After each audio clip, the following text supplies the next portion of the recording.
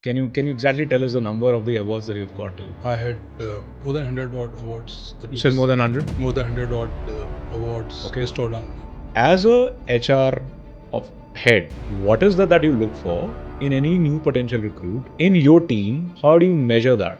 How do you become a good HR officer? How do you add relevance to the role? When you talk about sustainability, number one, how would you want to present what sustainability is? Number two is, how do you see technology impacting the sustainability both in good or bad manner? I would have coordinated planting of more than 25 odd lakh trees. Are organizations really looking at such level of granularity and honesty? Some of them, yes, some may not be. Again, if there's a template that these are the 5 things that any organization must look at when they are looking at sustainability to achieve the sense in reality. Now, that's where my question to you is just taking a cue from there. Does sustainability lead to business benefits? It may be a chicken and egg thing. What should be the focus?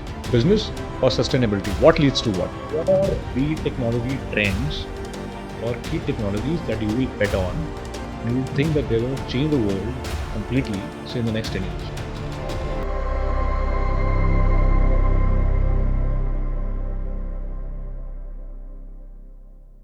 Hello friends, welcome back to Revelations with ManasVerse. There's a saying, Jack of all trades and master of none. But what do you have when you have master of one? In the corporate world, they are called CXOs. X being a variable, which is replaced by the words like Chief Information Officer, Investment Officer, Finance Officer, and so on. But what when you have somebody who has donned all the 3 hats or all the multiple hats at a given point of time? Well, in today's world, technology, human factor, and sustainability are a major priority for any organization. What means that in an organization, a chief information officer, chief HR officer, and sustainability officer becomes a very, very crucial role in the long-term vision and execution for any company.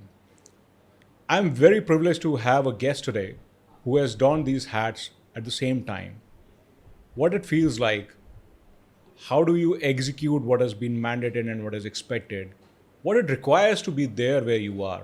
I have with me Mr. Vijay Sethi today. Thank you very much, sir, for coming on the show. Thank you, So- Manas.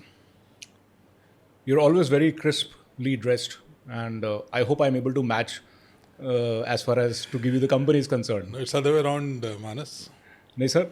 Thank you so much. And let me start with a fact searching, sir. I came across a website. It said that you have 21 awards. I counted, and there were some websites which had more awards. Can you exactly tell us the number of the awards that you've got till now? I'll just say, Manas, that God has been kind. Awards that I got over the years were not for me, but for the work that was being done by the team. As I used to tell my team at that time, and I genuinely believe in that even today, that my job was to just go over there and collect awards on their behalf. Wow. So, it was entire God's will. I had more than 100 odd awards. You said more than 100? More than 100 odd awards Okay. bestowed on me, including Lifetime Achievement in IT, including India's best You said lifetime achievement at? in IT. Okay, in IT. All right. In IT, India's best CIO, which I was for many, many years, India's best IT manager, CSR, and many others. So 100 and all. Well, that's not a small number, sir. And considering that you've had on both, on all the 3, I would say on the IT side, on the HR side, and on the sustainability side. And today, that's what I want to derive on Okay. that, how these roles have shaped your career. But before that, can you just give a bit of background about you, your journey? So what keeps you on top of the game at this age and after achieving so much? I did my engineering once upon a time. That's, of course, more than 30 years back, as you said. So after my mechanical engineering, then I went to Mumbai. I did my master's over there. So engineering was from, at that time it was called REC Kurukshetra, now NIT Kurukshetra. Right. I did my engineering master's from NITI. Okay. NITI is today IIM Mumbai. Right. And then I also, that was an MTech. During my career also I did an MBA. Then I did a lot of courses. So from various institutes, be it IIM, Ahmedabad, ISP, I did a leadership program, various others, and I've attended training programs from the leading institutes in the world, including Harvard University. So that's what I've been doing, and I am not a computer engineer. Okay. Okay, I'm not. My master's was not in computer science. My MBA was not in computers. My first 8 years of my corporate life was not in computers. I was actually a management consultant doing strategy consulting and doing logistics, or at that time it was called materials management or market entry strategies and things like that. So it has nothing to do with computers. So did that So happen? then it slowly. So just before I ask something else, but did this all journey happen by design, or you took life as it comes? Was there a lot of astute planning, or There's no planning.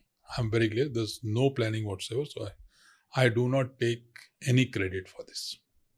Okay. So when I did my master's, I actually got into Indian engineering services.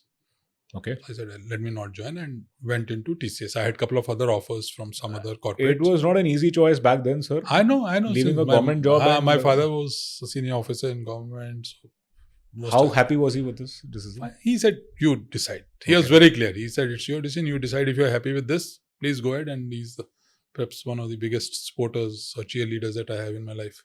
So he says, jo karega, bahut badhiya karega. So, but then I had a couple of other offers from some of the other leading organizations in the country and while I was at NITI. And finally I chose TCS. TCS into management consulting, not into software. So TCS was known for software, but TCS had a management consulting wing, which was a very different. So today it's all intertwined. And as part of that, and working on with various organizations, cement manufacturing company on their marketing strategy. 90s, a lot of people were coming into India, so market entry strategies for the country, working for cooperative sectors, did a major project for Government of India, which gave me a good insights into the HR or the working of government from the various layers and levels perspective, and various other projects. What it helped me was it gave a huge breadth of things which are, and coming from that background of engineering, mechanical engineering, industrial engineering, and other things, this has nothing to do with that. It was not taught in books. No, nothing. I have never done industrial engineering in my life, though as a So what you were taught, what you were formally taught, you've not done that. Correct. And so, but then as luck would have been, after spending 7-8 years at TCS, I joined Renvaxi. So Renvaxi had a group called Business Solutions Group. So they actually just formed that group, which was an internal consulting group under IT. And there I was, one of the very first assignments which I was given was to implement ERP, to evaluate ERP, not because late 90s, not late 90s, maybe mid 90s was the time when India was getting into ERPs, and SAP and Oracle, these were the two names, and a couple of others, MFG Pro and others who were coming in. So that gave me a good insights into the processes of a company. I had to travel all over the globe and look at the processes and things like that. So got into SAP implementation. And from there, I got into IT, and finally IT. So that's how IT got into. It's not that So that's what I've been doing. And I think from a passion perspective, keeping myself updated is something that I really do. I have lost count of number of certifications that I would have done. So the last one was maybe around 10 days back. 10 days back? Yeah, when I did some certification. So I keep on. So if I come across, and many of these may be very small, so you come across a certification in Udemy or any other thing, or there's so many other platforms. I like that. I sit in the night, spend few hours on this, maybe 1 or 2 nights, 3 nights, and then one is done, but at least you get a good grasp of the subject. Suddenly DeepSeek would come and really change the entire game. Or 30th November 22 when ChatGPT came. So prior to that, one day prior to that, who had even imagined that AI would really change the world the way ChatGPT did, and way it changed the lives of professionals, students, everybody. And now with DeepSeek, entire world is again topsy-turvy. In between, there are so many other things which are happening, not just in technology world, but in all of the domains. So if you are not constantly upgrading yourself, I think in 1 year or so you'll feel that you are in maybe Stone Age. There was an old saying that there's no knowledge without college, right? Now you did a education from cream institutes, and you've been constantly upgrading yourself. On the other hand, technology is changing at a much faster pace. Correct. So there's a school of thought which believed that the great institutes, the institutes which have a great name, they are a must for a success, right? And now there is a set of people who feel that no, many of the institutes could be very very overhyped, could be very very overpriced, and there's no ROI on the education. Now the journey that you've spent, and you have your own children also, right? What is that ticks, right? Because is it the college? Is it the certifications that you do? Where you get the bang for the buck, and which makes you the most relevant in today's world? No, I think you can't really say this or that. You can be successful with those degrees. You may not be that successful with those degrees. You can be successful without any of those college backgrounds. So I don't think there's one single recipe for this entire thing. But I can just say from my own perspective, I feel that though a lot of things that one learned at the college level, at least I learned at college level, when I did my mechanical engineering, came to one of these manufacturing institutes and manufacturing companies, and just went around and saw the factory first time in my life, long back. What I learned in college was very different. But I think the college life, both at the undergrad level and the postgrad level, really helps you understand those theoretical things. Also in your mind puts in the thing that you need to learn new things. With each semester, with each course, you are learning various things. And you are getting into that habit of reading, your habit of seeking new things. How much of it that is really useful today, I don't even know. But those seeds that were sown, as one really goes across and does more certifications or talks to people like you or others and learns new things, I think those things really, at the back end, that's the habit that had been developed. You need to constantly upgrade yourself. You need to do more, study more, whether it's a formal education, certifications, go to Google, go to a ChatGPT, go to any other place, learn, do things, and constantly upgrade, because what you learned on that day may not be relevant very soon. So I genuinely believe in that. Okay. Today, learning has been very, very democratized. Correct. Right? If I go for an interview in a company, right, I can, if I have an intent, I can definitely read and assimilate a lot about the organization, and I can prepare at a shorter time. True. As a HR of head, what is that you look for in any new potential recruit in your team? How do you measure that, and what exactly you're looking for? Because as I said, it's very very abundance. Knowledge is in abundance today. I won't say knowledge is in abundance. Information is in abundance. There's a difference. So as they say that by seeing 20 videos, you can't become a doctor. So knowledge, you can't call that as knowledge. So there's enough and more information. But the key thing is how you really put all those pieces and then apply your own brain and say that, yes, this is how it can be applied. One should not, when a student or any person who goes for interview, should not go with one assumption that the guy who's sitting in front of you is an idiot. That should not be there. So you can always ask those questions which you had not thought. You should not just be at the surface, but if you ask one question which goes deep into this, you can within 30 seconds make out whether this guy has that technical knowledge or hard skills or not. You can figure out. But more importantly, in today's time, when you look at candidates, I know that when they join, they can again go get those technical skills. So that's not a major differentiator. Yeah. But the major differentiator becomes your behavioral skills. How you apply that, how you work in a pressure situation. Are you a good team player? So in the interview, those traits, which are so-called soft traits, and working under pressure or other such things, I think I tend to assess that more.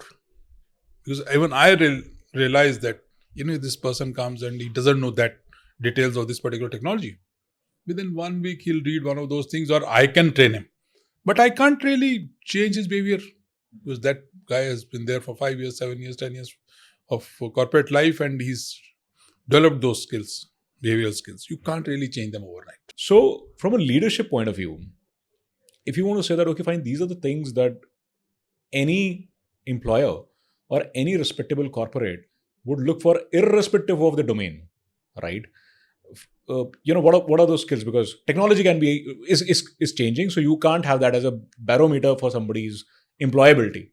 Then what is that you look at? So one is integrity. To me, that comes at the top. Commitment. How the candidate really demonstrates commitment to the job that's being assigned, commitment to the company, commitment to other aspects, so you can really figure out. Third is attitude. Why is attitude? Because irrespective of the organizations, there'll be times when things will not be right, or there could be certain situations which are not right, or there's certain people who are not right. But if you have a negative attitude, as I say, it's like a flat tire. You have a car, but you can't really go anywhere. A negative attitude is like that. But if you can sense during those interviews that you have to pick that this guy seems to have a negative attitude, so you know that even if you do best of things for him, it will not really fly for them. So can you give an example? Because there's something, a tool or technology that I am aware of cannot gauge. You can't gauge an attitude. So that is why in a lot of cases, while I'm a big proponent of AI at one end, but you can't really take the human out of many of those things while entering. That is where you actually have to judge. So you have to ask questions in a way that you can really see the attitude of the person. Oh, sorry. The fifth was teamwork. How do you judge this over the period of time? Because there are a lot of people who are starting their journey as entrepreneurs. India needs that. So entrepreneurship is different. So I'm not an entrepreneur. I'm at first. I'll come to that in a minute. My if someone was at the corporate level, for example, sure, coming for a job, you can actually test the attitude. You spoke about attitude part of it.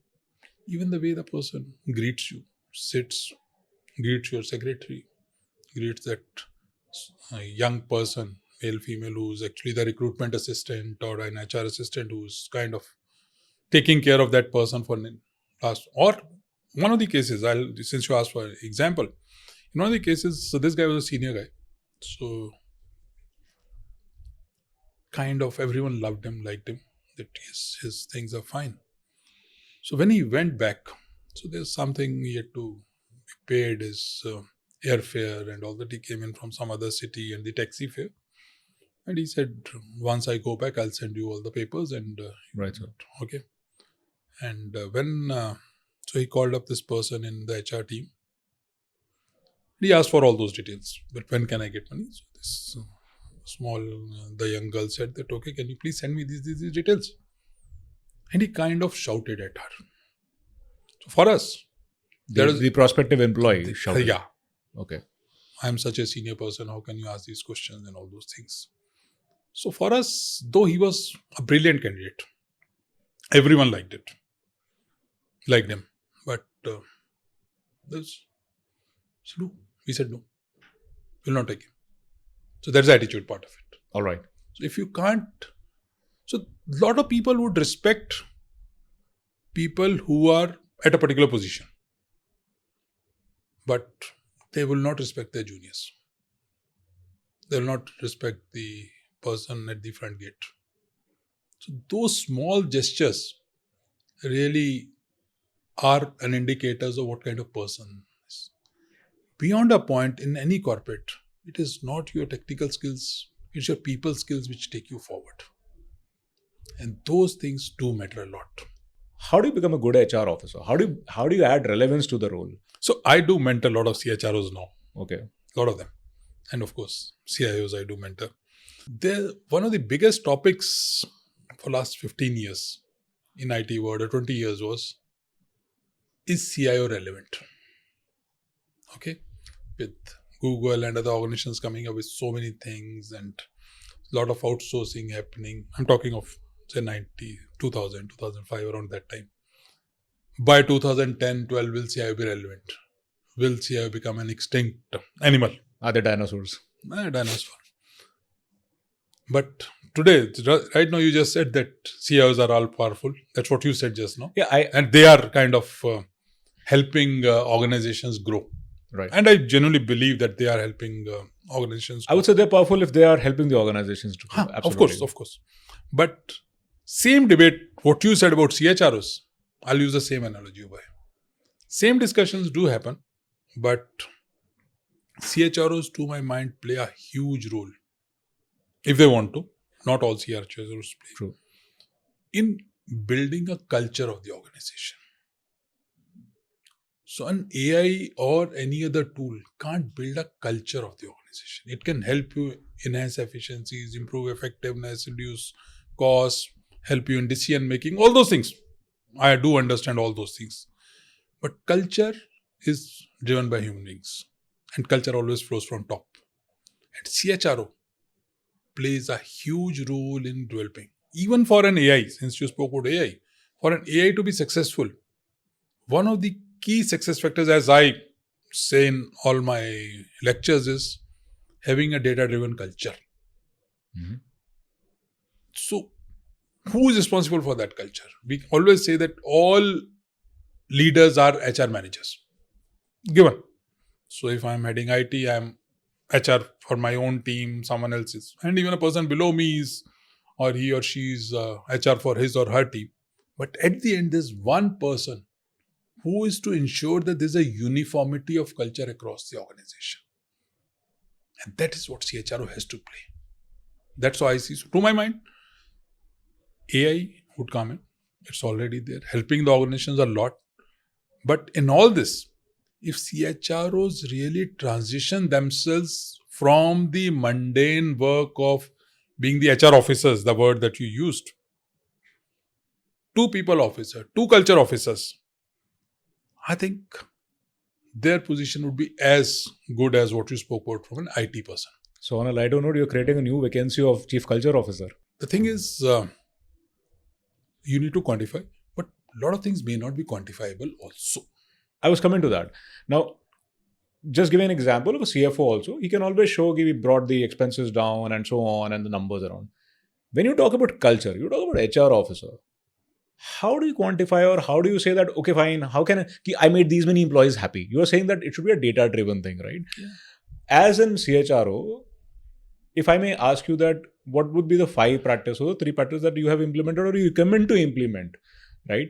Which can add more relevance to the role, which can really contribute to the culture of the organization, and of course, make people happy. At the end of the day, happy employees make great companies, right? So I like a book, and by Mr. Vineet Nair. I don't know whether you've heard of that book or not. I've heard about The Gentleman, but I don't know the book that you're talking about, sir. So this is everybody has heard about The Gentleman. For of sure. course, all of us have. And he's a brilliant gentleman. Met him a couple of times. EFCS, employees first, customers second. Yeah. So if your employees are happy, your customers would be happy. If your employees are unhappy, customers could potentially be unhappy because you'll not be able to give them good service. And customers could be your internal customers, external customers. You will not be able to project a good image of the organization, whether internally or on social media or on Glassdoor, on anything, any of these things. Right. And that measures the success of a CHRO. So while you said that, and there are a lot of tools which are available today, which can measure whether your employees are engaged. So you spoke about happiness. Happiness is the right indicator, but prior to that, are they really engaged? Do they feel that, yes, I belong to this company and this company belongs to me? Do my personal goals align to company's goals? If that doesn't happen, then chances are that you may be doing certain things, but you'll be doing those things mechanically. You may be just doing because you need a job. You have to support a family. True. But you're not really going that extra mile to help the organization. You're not upgrading yourself. I come back to that point. You're not doing things which are not assigned to you, but you know that it will help. You're not coming up with new ideas how it can, because you're not engaged. It is not that you're not competent. You are competent. But you say, who cares, yaar? Chal raha hai na? Why bother? So that is what a CHRO has to ensure, that the people in the company should not get into a state of mind, chal raha hai, chalne do. They should own. It should not be that on Sunday evening they feel like that, why should I go back to the company? And CHRO has to play a huge role. Well, I do understand other CXOs play, but the sutardhar in this entire thing is CHRO. Is there a template? Is there a 5-point program that you would recommend that, okay, fine, you want to be a standout CHRO with the right intent and right execution? This is what probably you can try with. Yeah. What worked for you? I don't know whether it is 5 points or whatever points. What worked for you? I can tell you what Yeah. worked for me. I think the first thing was a connect with people. Connect not just at a particular level, because as a CXO, you will always have a connect at the CXO level plus minus 1 or 2. That's always there. But can you go down to the lowest level in the organization and have a connect? And not a formal connect, but a kind of personal connect. Are you willing to talk to those guys? So call them for a discussion. I remember one of these days, once.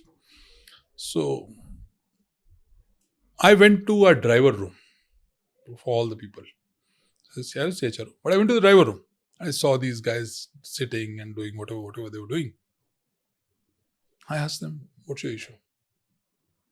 What can we do to make your life while? Because they are spending 7, 8, 10 hours in the organization and practically not doing anything, just waiting for a call from their boss saying, ki chalo chalte hain. That's the only thing they do. Correct. But when you listen to them, you get so many ideas. Can we do this? And 2 or 3 of them actually maybe started studying something that, okay, now they have. So can you just do, whether it's a simple BA or whatever it may be, but at least do that. Make the environment better for them. Gave them trainings on etiquettes for drivers, things like that. So at each level, if you build those connections, then you know what those guys are going through. Otherwise, you can't really read those things either on a report or on a website saying that this is what I need to do for people at a particular level. When you really talk to them, so such meetings, which is called diverse set of people, not from diversity, but diverse set of people, and various levels, mixing levels, things like that. So that, and listen to them. That's one piece. So really understand as to what is going on. Pulse. It's beyond pulse actually. Second is, take action. Don't just listen to them, but do something. Because otherwise they'll say, he's come again. He's just come to spend his time. He'll waste his time and waste our times. And maybe just send a report that, yes, I came and I met those guys. So take visible actions. Third, communicate those actions back. So I would have taken certain actions. But if I don't tell those guys that these actions have been taken, they won't even know. So you have to communicate back and do this on a regular basis if you really want to do this. And also, while doing this, you also have to convey to them your own do's and don'ts. But guys, at any level, again, if I'm building this culture, this is acceptable, this is not acceptable. What is acceptable? In this, you tell me what I can do for you. That's what you need to do. Fourth, from a CHRO perspective, technology is impacting each and every person in the organization. A lot of people would be scared. What's going to happen? Will it take my job? AI aa gaya, to will it take my jobs? Automation comes, other things come. Will they restructure? Will they do this? So CHRO also has to ensure that any such fear these people have, anyone in the company has, that has to be taken care. More importantly, focus on upskilling those people, which a lot of people don't do it. So focus on upskilling that, okay, guys, maybe we will not need this job tomorrow because we are automating this particular thing, or there's a restructuring happening. But I'm reskilling you so that you can do many more things. So you implement an ERP. You know that some of these activities which are being done manually or on Excel or coordination jobs, coordinator jobs, all those kinds of jobs will go away. But can you train them to be a very good ERP operator or an ERP analyst or a data analyst or any such thing? Because those guys do have company's background, they do have knowledge. And I again believe that most of the people who come for a job would actually want to work.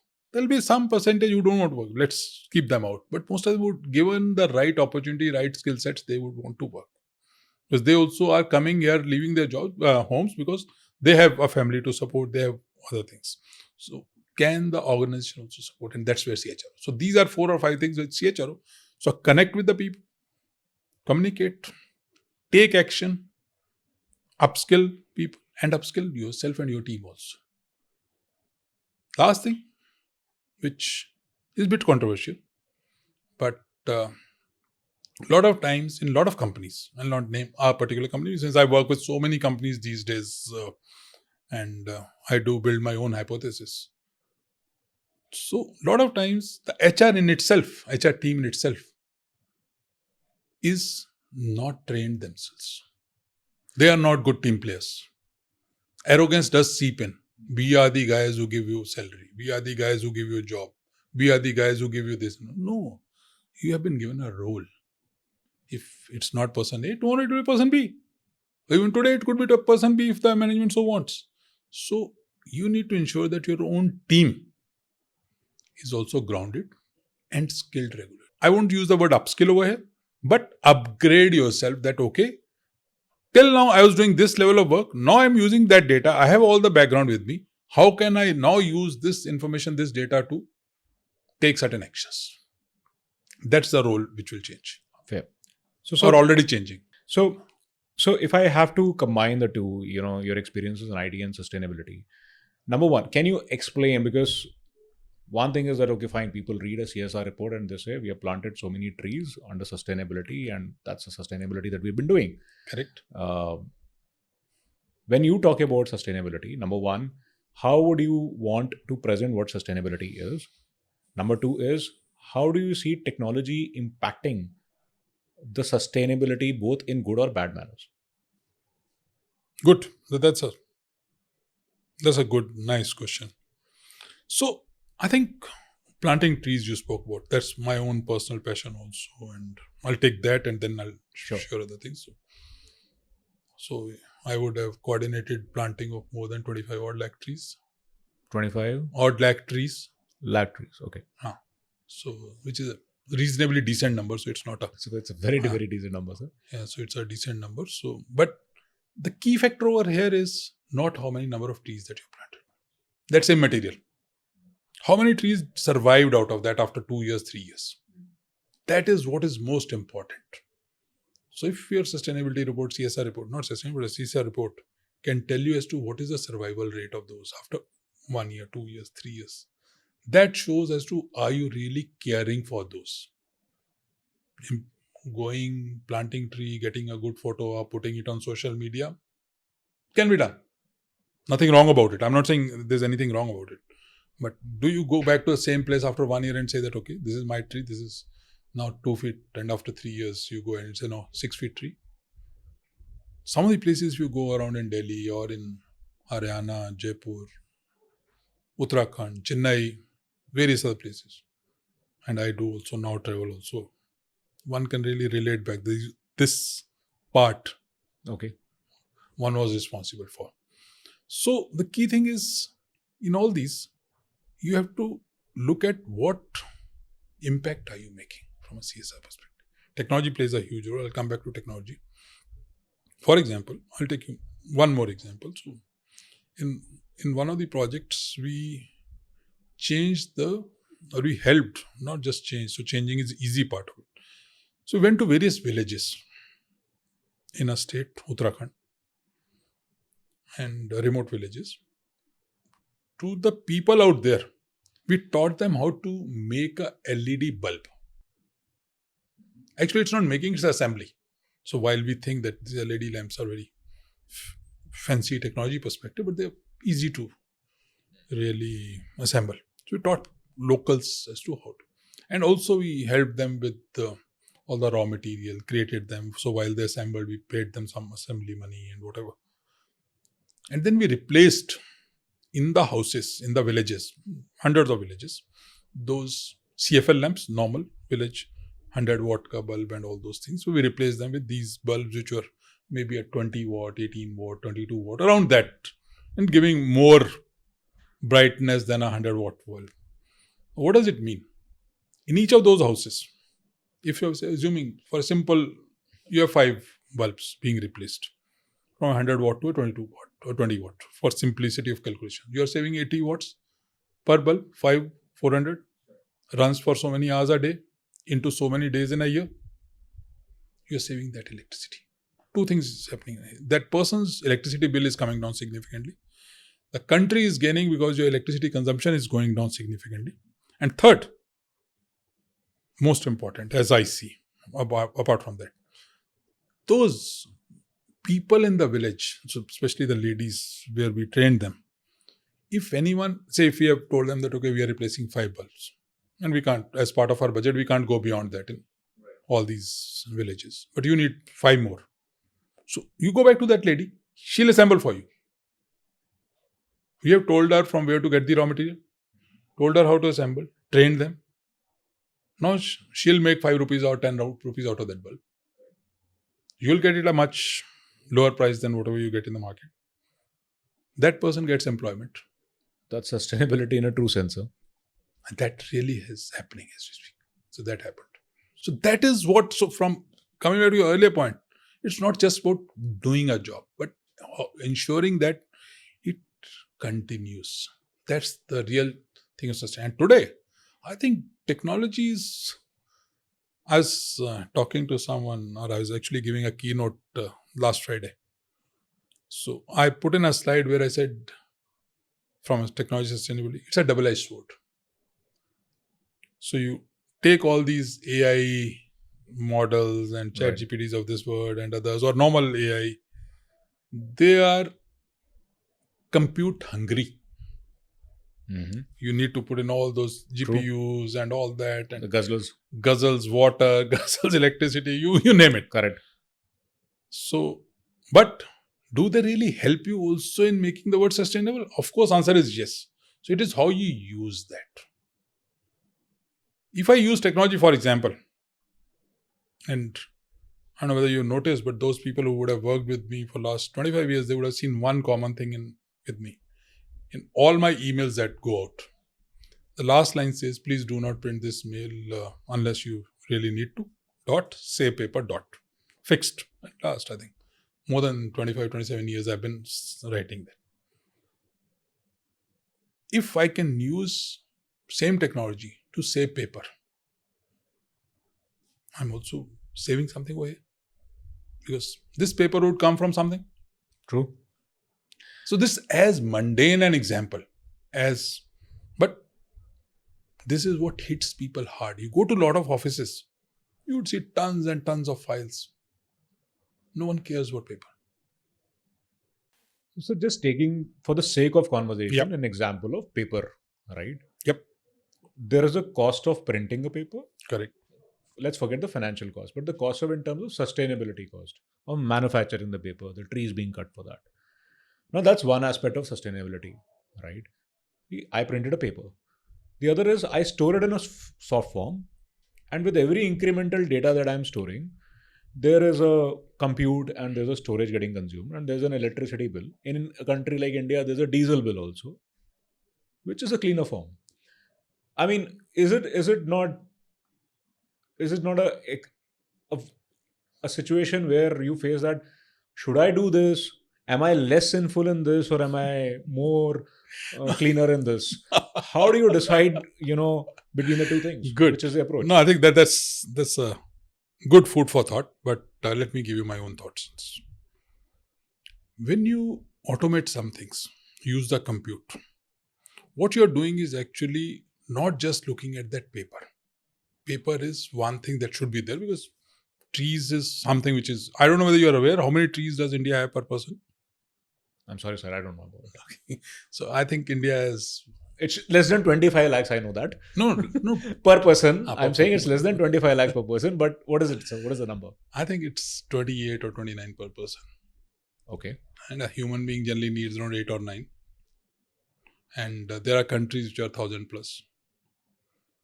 So each paper is actually reducing those trees, that apart. But more importantly, coming back to the specific point, when you automate, if you're automating just for sake of digitizing paper, you're barking the wrong tree.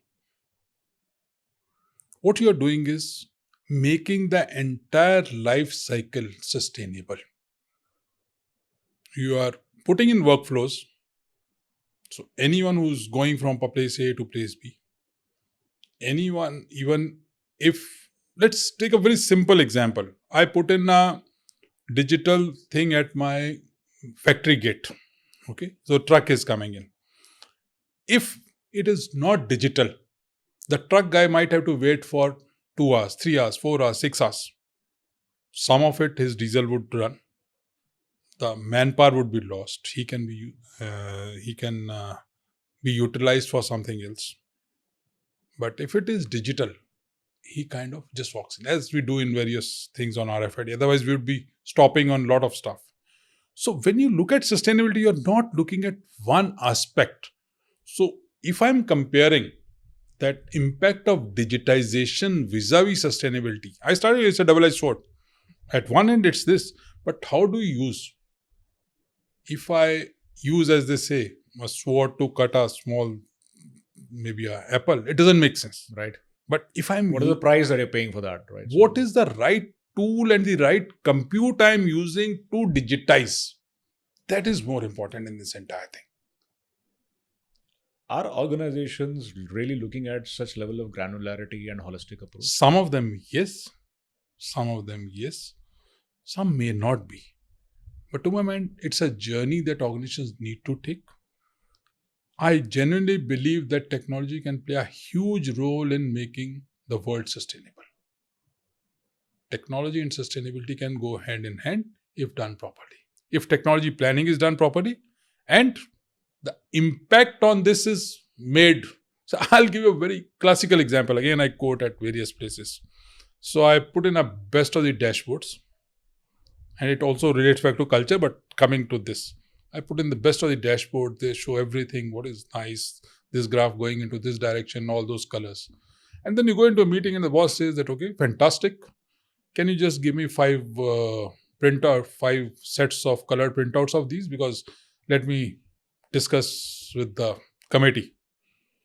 So I have done all the automation, taking care of sustainability. Now this guy is taking all those things, and then so it reminds me of all the world leaders traveling to Geneva in their private jets to talk about climate change. Yeah, so that's one extreme. I'm just saying what is actually happening in corporates even today as we speak. Again, if there's a template that these are the 5 things that any organization must look at when they are looking at sustainability to achieve the sense in reality and to really holistically and not doing it as a tick in the box, what is required? My second question, how do you make it successful? They're linked.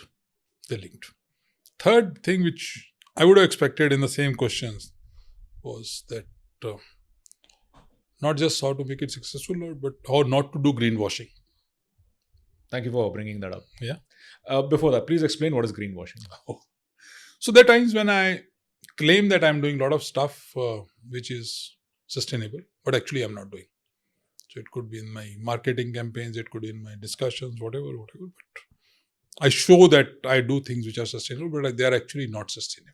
Coming back to the 5 points that a company should. So there's a difference a sustainability officer should do and a company should do. We're talking, since you spoke about the company part, so let's talk. I think, to my mind, whether it is sustainability efforts or a CSR efforts in any company, they succeed if 2 basic criteria are met. That's how I believe. And one, the guys who are driving this, CEO, head of sustainability, CSR, and some of the other CXOs. They genuinely care for sustainability. That leads to the point that it's not greenwashing. They genuinely want. Because there are times when you do these things, your cost could actually go up. Okay, you decide that you're not having water in plastic bottles and you want to put in all those glass bottles or other stuff. So the cost could go up in a lot of stuff. But do you really care for environment? Do you care for society? Do you care for various other things? So that's the first thing that you need to do. And an easy way of getting that is if somewhere it also aligns to your business objectives. Thank you for bringing that up. So it really helps a lot, because then you're doing certain things that you know that if you do it, it really helps the business also. Okay. So you go into various, say, SDGs. Again, an example. Since I come from automotive, I spent what is an SDG, sir? Sorry. Okay. Sustainability Development Goals. So UN's fair. Sustainability Development Goals. So one of them is, for example, making roads or making the entire thing safer. So in one of the things it comes. So for a auto company, a road safety automatically then fits into that. So it aligns with the business goals. I want to make things. So that is where, or it has to be cleaner air. So I'm reducing my emissions also. Scope 1, Scope 2, various kinds of things which are there. And so it aligns to your business. And you are passionate about that.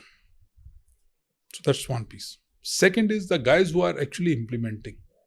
They also have to be passionate. They should not be just doing a tick in the box. Okay, boss ne bola, so let's do it. It doesn't work that way. It has to come from within. To my mind, sustainability, CSR have to be driven both from heart and head. So, agreed. It has to be driven from heart and mind. Businesses is run on the books and numbers, right? Now, that's where my question to you is just taking a cue from there. Does sustainability lead to business benefits? Is it may be a chicken and egg thing. What should be the focus? Business or sustainability? What leads to what? I don't know who came first, chicken or egg, I don't know. But have you heard of a concept called triple bottom line? Triple? Bottom line? Please educate, sir. Okay. People, profit, planet. Companies have to focus on all three for their long-term sustainability and growth. If you don't care about planet, which is a sustainability part of it, the entire environment, entire things will be so bad, you may not even have resources. So it's not a long-term strategy. Those guys who think short-term could be in that category where they think that it's just a short-term business benefit, which may not be happening because you are putting in certain things which are there for sustainability. You put in a plant for, say, waste processing. Or you're doing certain things to reduce power. Okay. Say, for example, we put in all those meters to first look at electricity, water, and air. Measure that entire thing and see where it is going, and then you take actions to ensure that things are. Or you put in, so you're entering this particular room and you put in all those sensors that once you come in, only the light will, which is a standard sub. But when you put this is cost. Right. In the short term. If you look at long term, number one, it will pay back on its own. Maybe 1 year, 2 years, 3 years, depending on how you, what things you do. But more importantly, the benefits of that start coming to the society day one.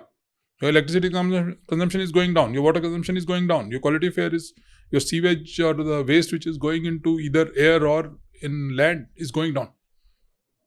So, if you look from a business, from a holistic perspective, not from a short-term profit perspective, sustainability makes lot of business sense. That's where I said triple bottom line. Talk about people, the guys who are there. Talk about profits, very important. Businesses have to, so I never say that profit is not the motive, but third, planet. And there's no order of preference in this. No. To me, all three of there's not Equally important. it's not no sequence. You have to take all three of them together. All are at priority one. You can't say that for me priority one is this or this. All for me, all three are priority one. Rest everything is incidental. Sustainable. Last question on sustainability, sir. Is it absolutely driven from top, or is it a bottoms up approach? Beyond a point, for anything to succeed in any corporate, while it has to be both, it has to be driven from top. Always. The guys at the junior level can help you execute. But they may not be, in a lot of cases, be able to strategize. Because they may not be aware of what could be the possible implications in other areas. So if there's a guy in finance, he would know only about finance, but he won't know some of the activities which are taking, how does it really impact a marketing or a sales or a customer somewhere. May or may not know. But the guys at the top have a holistic view. That's how when you grow, your experience grows, and you sit in those meetings where you understand all those things. It's not that those guys are not, intellectually maybe they are as capable, but as you sit in those meetings, you really get a holistic perspective of things. That's what the CXO is all about. So that is where strategy is always driven from top. Culture is always driven from top. Execution is done over there. But even for the execution to succeed, put a framework for the execution, put in your review mechanism, give your time for those reviews. That is what senior leaders have to come. I can always say that, okay, go and do this job. Okay, plant trees, coming back to the example that we spoke about earlier. Okay, go and plant the trees. He'll just go and plant. We don't even know where to plant it. Okay, but if you are there, and I ensured in my case, every plantation that was done, I was physically present. So, you know that those guys will also work with double the motivation. And they will also take care of those things. Because now they know, they also start owning the entire thing. So, execution is at that level. Strategy is this level. But if both of them can match, that's the best thing. Great. So we spoke about you as an HR leader. We spoke about you as in a sustainability and its amalgamation with business. Let's fuse. I mean, I know the next one that we're going to discuss, technology, is something which comes from the blood, as you say. Yeah. So let's combine everything together. Okay. Let's make it slightly more interesting. Runs in my blood. During the course, you mentioned about culture. Hmm. Technology drives culture or culture drives technology? Both of them don't drive each other. Culture drives technology adoption, not technology. So there's a difference. Mm-hmm. This is a technology. Okay, suppose let's put ERP. So I have a technology called ERP. It's there. But in my organization, are people really using it? Am I able to adopt? Implementation is one piece. So I have implemented. But adoption is what the culture is all about. Again, short term versus long term. I bring in an ERP, take whatever number of days, months, take care and implement, do a full testing, and it's done. Some bit of change management needs to be done with the team, taken care. But on a long term basis, on day-to-day basis, am I really getting value? So one word I actually use a lot in many of my things is, are you generating value from your IT investments? And one of the things which helps you generate value from IT investments is the culture of the organization. So we were summarizing everything put together, your experience on sustainability, HR, and IT, right? How does IT helps in terms of measurement? Because I'll come to the longer part of it in a sense that there's a very often used word, digital transformation. It's a pet buzzword. Is it related to these functions? How these functions get impacted with technology? What is it all about? So I agree. Digital transformation is a highly used, abused word today. Anything and everything that people do could be called as a digital transformation. But true digital transformation is where you are really using digital technologies to transform the way you work. So there's a difference between automation and transformation. And that's where digital transformation comes. If I'm doing the same thing and now I'm automating it, That's good automation you have done, but that's not transformation. So, will digital transformation impact sustainability or HR? Answer is yes. Digital transformation is not for IT, number one. It is for the entire organization, anything and every activity that's being done in the organization. HR, production, R&D, supply chain, including IT, of course. And that's what we need to work on. Now, the thing is how much you want to do. HR, for example, let me give you a simple example. So, I have 5 people in my team who are answering queries and doing a lot of stuff. And if I have a good AI chatbot, AI bot, which takes care of 95% of my queries, have I digitally transformed the experience? So people talk of user experience in IT, and you coming from an IT field, UX, UI is a big word. How many of us think of EX, employee experience? People talk of CX, customer experience. How many of us think of employee experience? That's where digital transformation can help the HR. So you are going from, say, Delhi to Mumbai, and you want to know as to what is my policy entitlements, what should I do, where do I stay, who takes care of all things, or when I come back, what I need to do, whatever, or whom do I meet. So you call up somebody, this guy in HR would know something, may not know, he'll call up somebody, and then by the end of the day, you will feel frustrated. Let me just go and find out myself. But if you are truly using a nice bot over there, maybe you'll ask 5 prompts and it will give you all the answers that you want. You'll feel happy. Right. You'll have a great image of HR that yes, this company's HR is fantastic. Whatever I needed is there. Whenever I need it, at 2 in the night, I suddenly think that I need this information. So I just type in over. By 2:01, I have all the information rather than waiting for next day, which is a Saturday. So I'll have to go back to Monday. That's digital transformation. So digital transformation impacts each and every function, including sustainability. Because a lot of things that you do in your organization, again, taking that example of, say, electricity, air, electricity consumption, water consumption. Do I even measure it? Do I have the real knowledge as to what is being used? Do I really know the temperature at which various areas in my organization are, even in the night? Do I know what electricity consumption is happening? Some part I would know, some part I wouldn't even know. But if I have everything coming from sensors, I'll have all the graphs and charts and dashboards with me, and I can take actions there and then. This one. If I'm using in my supply chain, if I get into can I make my supply chain truly sustainable? There are times when people don't even know where the goods are lying. They don't know where the goods are going. When will they come? Can I plan accordingly so that my inventory levels go down?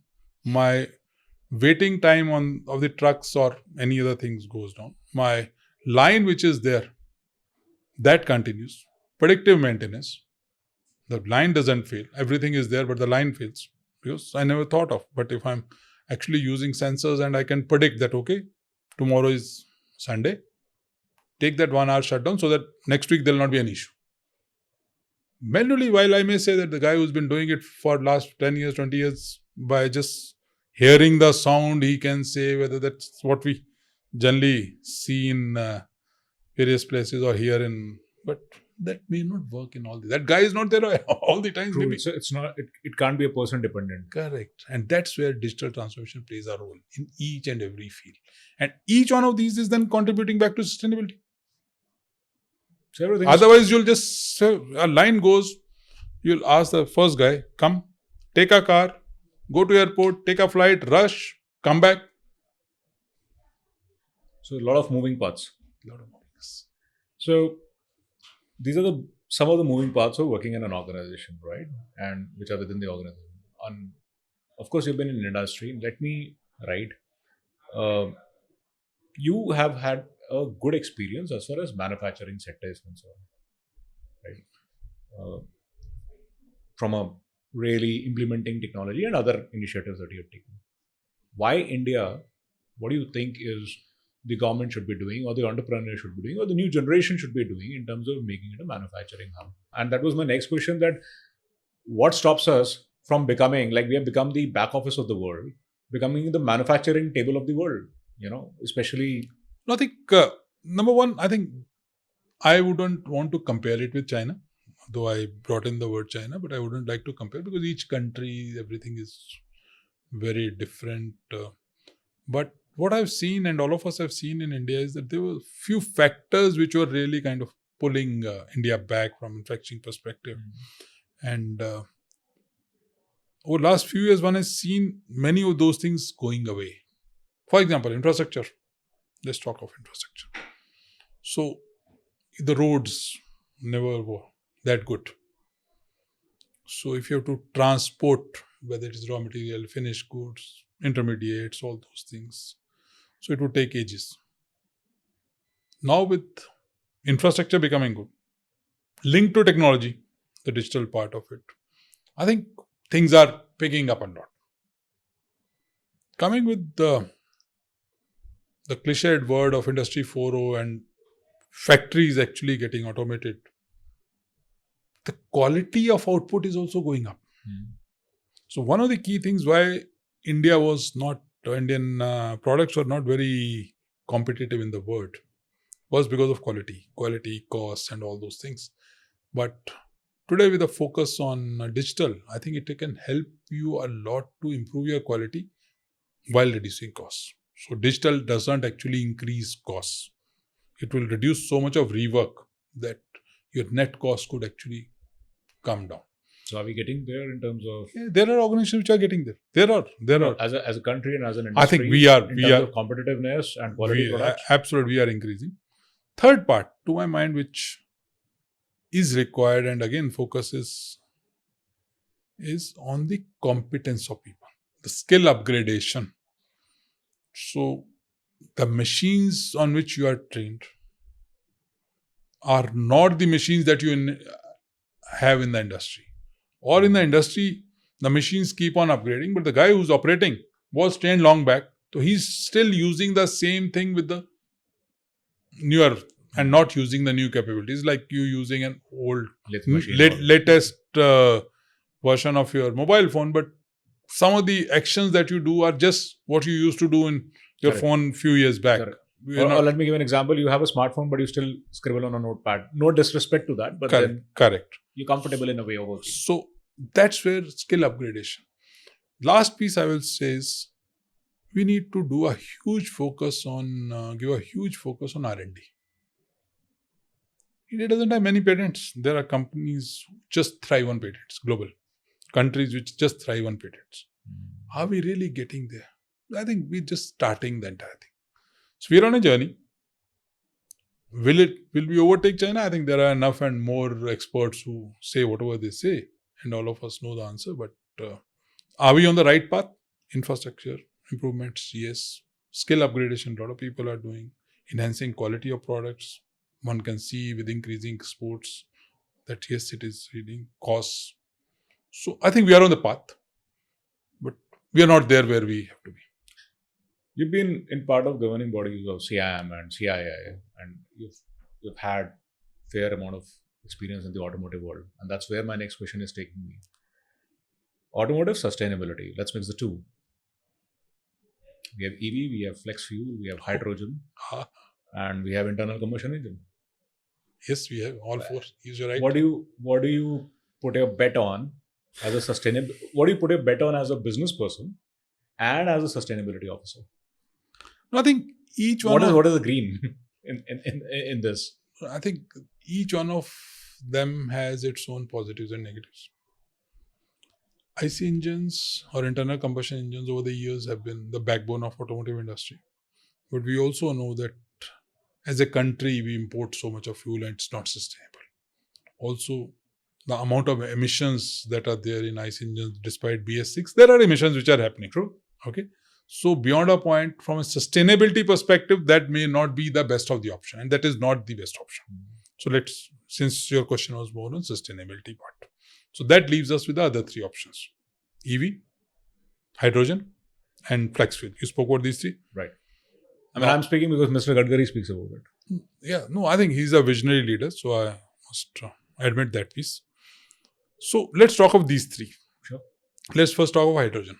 I know Mr. Gadkari uses a hydrogen car, if I remember. Yeah, Mirai, he's what he used. I think so. While arriving to Parliament, even I Yeah, I remember. think I read somewhere. So I think that's really fantastic. So he actually leads by example. But the reality is, in today's, we need to get into a situation where having that hydrogen as fuel, creating that, at this moment is highly energy consuming. One needs to get into green hydrogen. That I am actually extracting hydrogen using green energy, which means that I need to give a focus on first green energy. So it's that full cycle that which the country is increasing its green energy, but it will take its own time. And the manufacturing process of hydrogen and all entire thing will take its own time. Some experiments have been done. Hydrogen vehicles, one has seen in Auto Expos and others for many years. But to my mind, that's slightly far off. Coming to flex fuels. Again, flex fuels do have mainly, I don't know what you mean by flex fuel. I'll put it methanol, Biomass or methanol ethanol. combination, These are things, and Mr. Gadkari has been kind of pushing it, perhaps rightly so, because as a country we do have a huge. But there are, I think, research is going on how to use them more efficiently. But EVs are here and now. People are. So whether it is a green hydrogen or flex fuels to a large extent or EVs, surely there's something called a tailpipe emission. Automotive industry. What is the final? That's the real word is tailpipe emission. Because the EV problem is the waste management. Yeah. So the emissions are zero. Yeah. But again, there are other things. Battery. How do you make that battery? The weight of the battery, the charging. And how do you dispose it of? And what do you do with that battery after? True. It creates its own e-waste. Linked part is electricity on which the battery is being charged. So are we shifting the problem from point A to point B? So if you have a recommendation to make to the government that among these four, how they should be focusing in terms of segmentation? No, I think is there any thought? No, I think flex fuel and EV have to be focused on. EV and flex fuel. That's your take. Yeah. And one also needs to focus a lot on the corresponding charging infrastructure. One has to focus a lot on green energy. There are huge transmission and distribution losses that happen. All of us are aware of that. But how do you reduce that? How do you upgrade the entire infrastructure? Along with this, I think from a sustainability perspective, if your roads are better, automatically your emission points and the life of the equipment. And EV perspective, another thing which people are focusing on, rightly so, is how do you reduce the weight of the vehicle? Because lighter the vehicle, less is the battery consumption, and hence less is the impact. And there's enough research going on how to make the batteries lighter themselves, or make them in a way that they are there for a longer period. Charge is for a longer time and it runs for a longer period. But to summarize, EVs, flex fuels, hydrogen in that order. All right.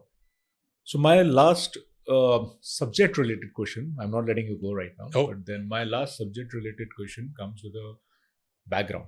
You saw the times of Y2K, you saw the times of IT revolution and Y2K. EDP, MIS. You saw the dot-com bubble, 2008 crisis, the COVID. Now we are in the Gen AI stage. AI revolution is what they say about it. Absolutely, we are. What are the technology trends or key technologies that you will bet on and you will think that they're going to change the world completely, say in the next 10 years? Or maybe less? AI is already started to become a game changer. For many organizations, they're just scratching the surface. Some are not even scratching the surface. But those who have started utilizing or using AI in a meaningful way, they are already seeing things getting transformed. With Gen AI, AI has gone beyond corporate world and gone even into a personal world. Okay, students would use more Gen AI and AI tools than even people in the corporate lives. They might have banned in many cases. So companies would have banned Gen AI. So I think AI is the biggest game changer.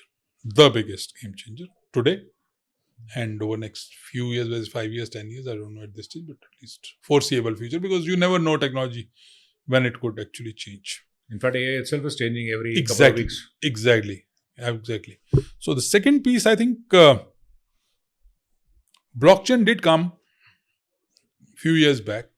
I saw that all of us saw that there's kind of a lull about blockchain. There's time when it came in, cryptos came in, and all that. And, while cryptocurrencies and everything still remains, and blockchain is a backbone of that. But blockchain in general, say people said that it will be used for smart contracts, will be used for Do you see it becoming a currency? Bitcoin. Yeah, I think a legitimate currency, I think acceptable. I think there are countries which have done that, but there are a few issues also with this, as I see. So one is, to my mind, the amount of volatility that's there in bitcoins. Bitcoin is one currency. There are True.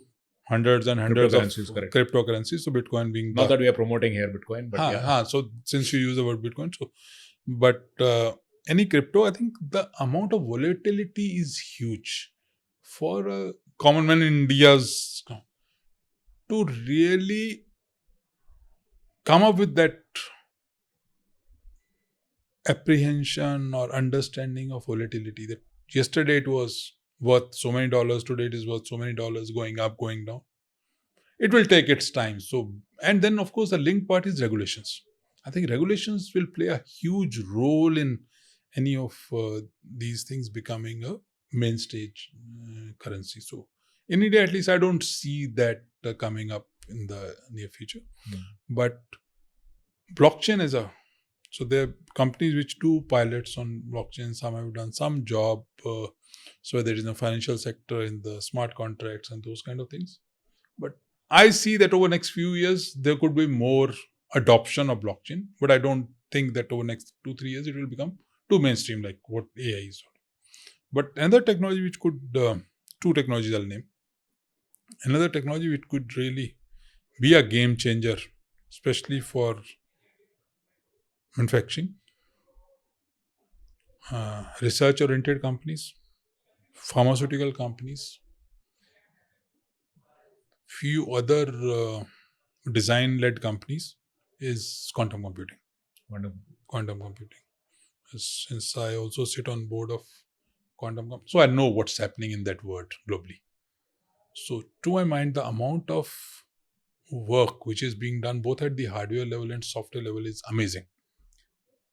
And there are companies who have done some pilots or POCs or whatever you may call it today, or have seen bit of adoption of quantum. They are seeing a real change. But what could happen, as I see, when you actually amalgamate both AI and quantum or AI and blockchain, all three of them, I think that's where the fun would be, and that's where the real business game changing would be. And the fourth technology I'll just add, which is again picking up, is AR, VR, XR. Mixed realities, extended reality, metaverse, all those things. So again, that's picking up. And I do see it changing some of the stuff. It will not be as, others will not be as game changers as AI. AI will enhance these technologies, but for employee training, for a lot of other activities, or even for user engagement, customer engagement, metaverse is going to play a huge role, as I see. Brilliant, sir. I have the last question to you, and that's on a software aspect, passing everything across. So, from a bachelor to a married man to a father, from a sustainability to HR and IT and industry speaker, what is that you would advise? Obviously, you mentioned about learning and skilling, and is it hard work, smart work? Considering that there'll be noise around 70-hour and 90-hour work weeks. And there's also an aspect that it's important to have work-life balance. And I'm sure you would have struck that and you would have faced challenges also. From experiencing both on professional and personal front, what's your thought? How anybody should be able to manage both the aspects and live a fulfilling life? What is the message? I think out of the entire thing that you have spoken, we have discussed, I think this could be the toughest part to answer. Living a fulfilling life, number one, could be very different for different individuals. For some, living a luxurious life could be a fulfilling life. Some, living a minimalistic life could be a fulfilling life. Some could be in between. So I'm not getting into that piece on the fulfilling life, because each individual has his or own definition, value systems, a lot of stuff, spirituality and other things come in, and we can have a separate debate on that anytime. But I think that's a separate subject. So I'm not getting into. Maybe we'll meet again on that. Yeah, sure. Because that's, to me, that's something which is close to my heart a lot. So we'll discuss that separately. Coming to the earlier part of hard work, smart work, I think these are the terms, my take, which have been coined over the years. I think for a professional to succeed, whether you call it hard work or smart work, anything, you have to work. I'll put it this, forget the hard and the smart part. You cannot, without working, without putting in effort, let's use the word effort, you cannot grow in life. I can think I'm a smart worker, that okay, I have to make this. I use ChatGPT, create 5 files, reports, send in 5 minutes and spend remaining 8 hours, and say if it's 8.5, so 8 hours, 25 minutes roaming around, but 5 minutes I've done. I call myself smart worker. Maybe for that particular job, I might be doing that and I'm fine. But will that help me grow intellectually? Answer is no. Till you put in the efforts, you cannot grow. It will not be fulfilling. Because if the fulfillment is coming that I'm contributing something, so you have to put in efforts. Not a hard or smart. Let's leave that. But the second piece is, I think, you need to be passionate about what you do. If you are not passionate about what you do, you'll be putting in efforts. You'll be putting in efforts because maybe, as one of the points I said earlier, that you need to sustain a family.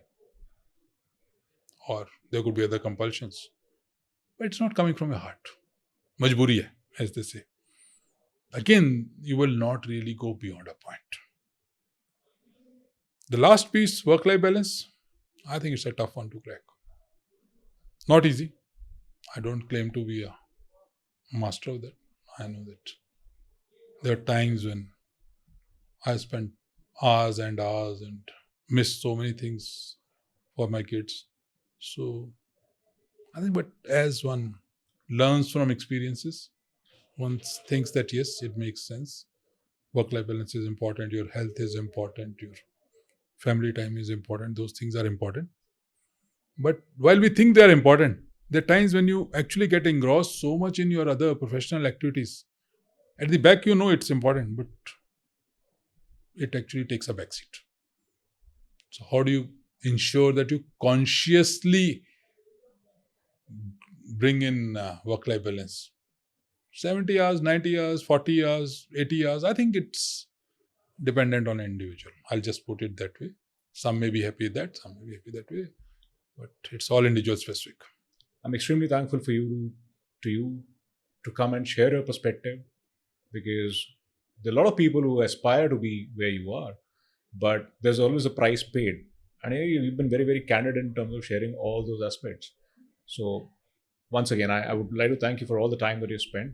And on the remaining questions, I think we'll have our episode 2 very soon. Absolutely. So it's really fantastic. I think I really learned a lot. And many of these questions were really intellectually very stimulating. So it's not a standard question answer session. So I was happy and thank you very much. Thank you, My sir. compliments, best wishes. Thank you, sir. Thank Thanks you. for all Bye. the wishes Take and care. blessings. Thank you.